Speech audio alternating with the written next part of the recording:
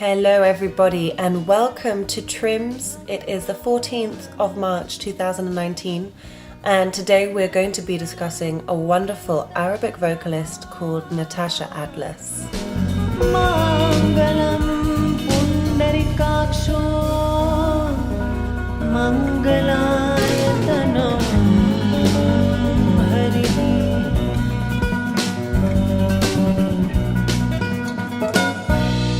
I first heard Natacha's voice for the first time in a movie called Brick Lane. We hear Natacha's voice singing what I came to know is Adam's Lullaby, and Jocelyn Pook is the composer of the score, but Natacha is singing this traditional Arabic song called Adam's Lullaby, and it's just hauntingly beautiful. And as soon as I heard that, I was just dumbstruck and needed to find who is this singer. So of course I waited for the credits and saw that Jocelyn Pook did the music and Natacha Atlas was singing that song, Adam's Lullaby. I then tried to find lots more material than I have, and I've been listening to Natacha ever since and count her as one of my great vocal inspirations. And I'm also so happy and blessed to have also worked with her. She's invited me to guest on several of her concerts. So it's a real privilege to be discussing her work and her voice today. Paulo and I went to go and see her concert here in Switzerland a few nights ago, where we also interviewed her and Samy Bishai, her musical director and violinist.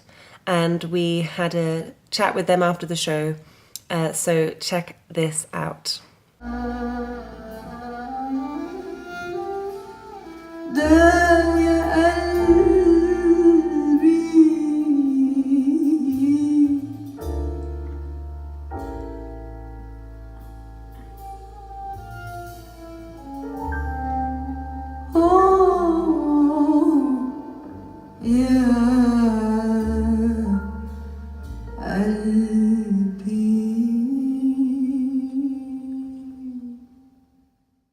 I kind of grew up with Fairuz, which is a big Lebanese singing star. Kulthum, who's like one of the big Egyptian greats. Farid Al-Atrash, Abdul Halim Hafiz. They're all from the sort of epoch of the 40s, 50s and 60s. And but the other side of that was that my mother was really heavily into, she was a 60s hippie kind of flower power person, and she was into Led Zeppelin and Ananda Shankar, but I was listening to Mohammed Rafi from the Indian side, and Lata Mangeshkar and that kind of thing. So because in Egypt a lot of people really loved Indian movies, and they went to see Indian movies. Every Thursday afternoon was Bollywood afternoon. Yeah, in Cairo. Wow. And in a lot of the cinemas there, yeah.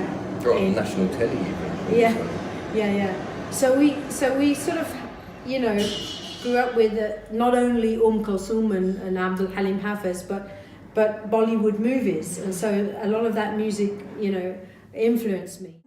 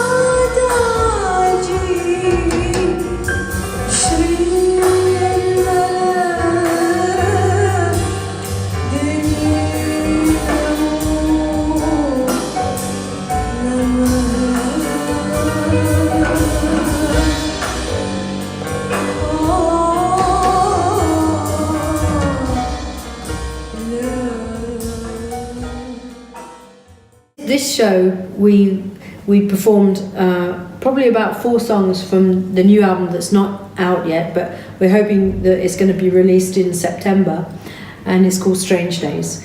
And we had a lot of really great guests on it. And but it's the album that I did before that was called Myriad Road, and it was a sort of an introduction into sort of the marriage of harmonic jazz with Arabic scales.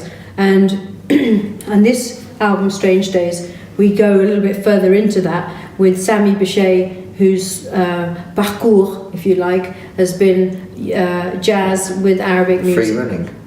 No, parcours is the word for... okay. I free run with jazz scales and Arabic modes. Great. He free runs with Arabic scales and jazz modes.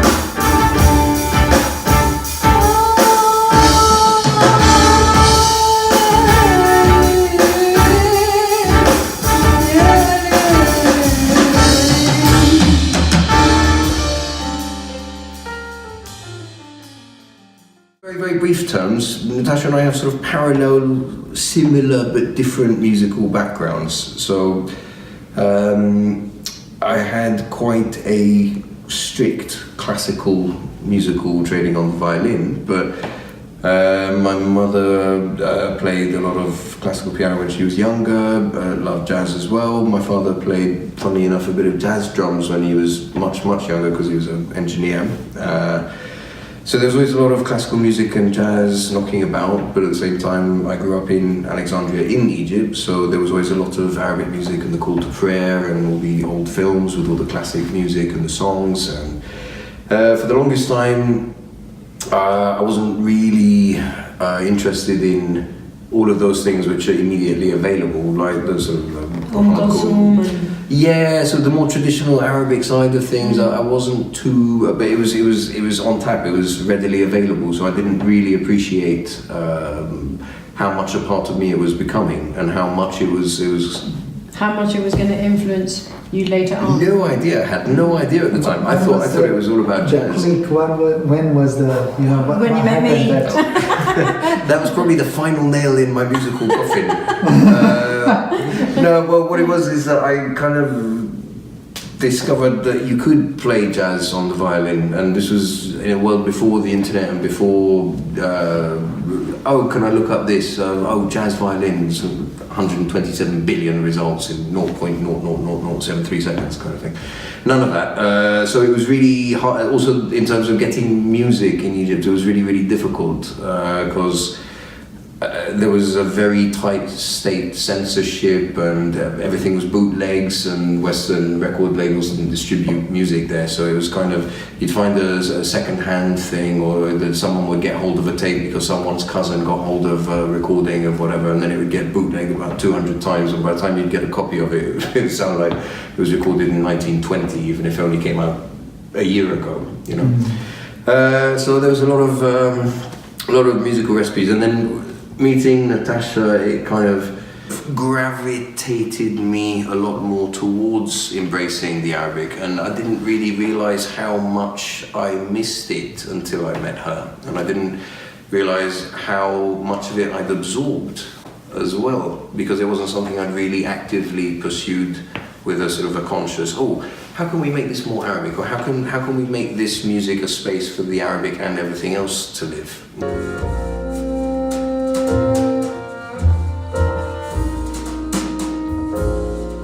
Baby came by on her way, said she had a word to say about things today. leaves. Said she hadn't heard the news,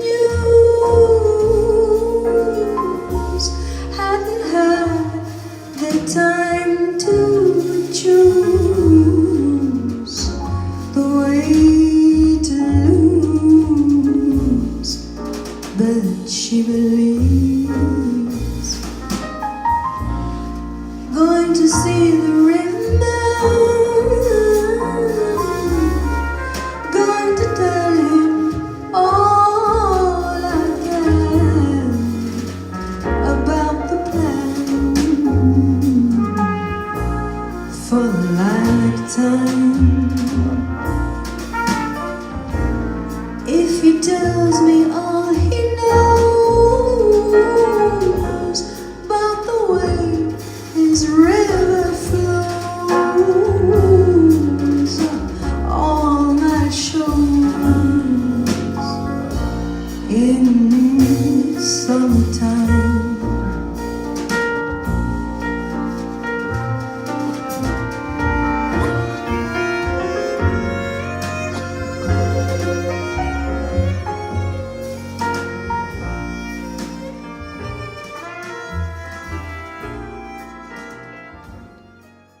We both felt really, really strongly about where Arabic music should go. Well, obviously, who are we to talk about the whole tradition of Arabic music? But it was more in terms of modern Arabic music. It's everything from sort of the 80s up until the end of the 90s. It was a good 20, 25-year period where pop music was working in a very, very specific way. And in the West, this term world music had been coined.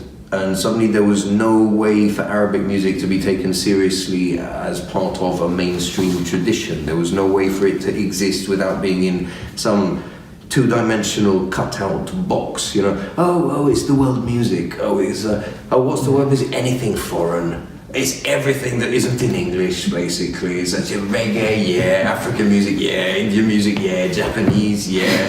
You know, the more geographically obscure, the better. And, it's really, I mean, it's hard not to kind of sound, what's the word? Adversarial about it. It's very hard not to sound angry or bitter or whatever. And that's not the point, because if it weren't for the term world music, there wouldn't really be this much broader acceptance of all these different kinds of traditions. And now I think the very young generation now don't really look at music with the same subdivisions as before. There isn't the same labels. I think that things have opened out now. I probably don't have a single word for it or even a sentence. I think the older I get, the less I can define it. It's ever expanding, ever broadening, and it's the infinitely humbling thing of no matter how much you think you know about anything, the more insight you gain into any of it, the more you realize that there's far more left to discover than ever you will have the time to. So music is probably, in the most abstract sense for me, possibility. It's the ultimate quantum superposition. It can be all things and no things simultaneously. It's the thing that makes you feel. Music is what makes you connect with humanity, your sense of self, discovery of feelings, of emotions, and loads of other things. Like if I'm watching a film, music is probably the most important thing about it. It's what's going to make it either really good or shit. Because it's the thing that makes you connect with the images and makes you feel and discover what the journey is about. So music is that, it's a journey.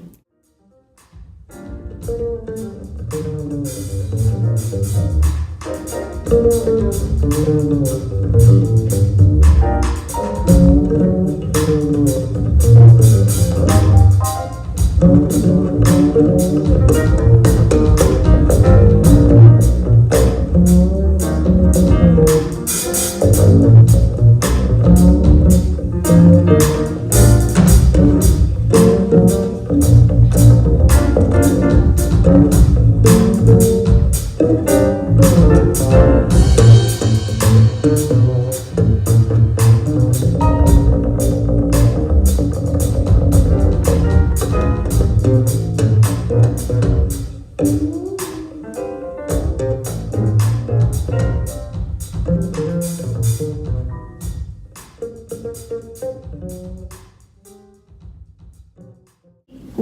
sort of starting a new project. I mean, we have this album that we want to tour, and we hope that we're going to get to do that together, you know, with you on board.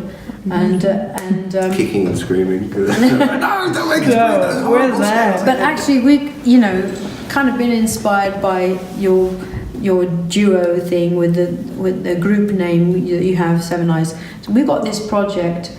Because it's been, for me, you know, I've done loads of solo albums where people have collaborated with me, but it's always been Natacha Atlas.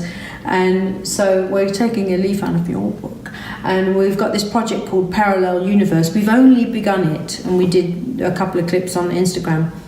But it's going to be sort of, there's going to be more electronic kind of experimentations on it. And that'll be later on after this album comes out.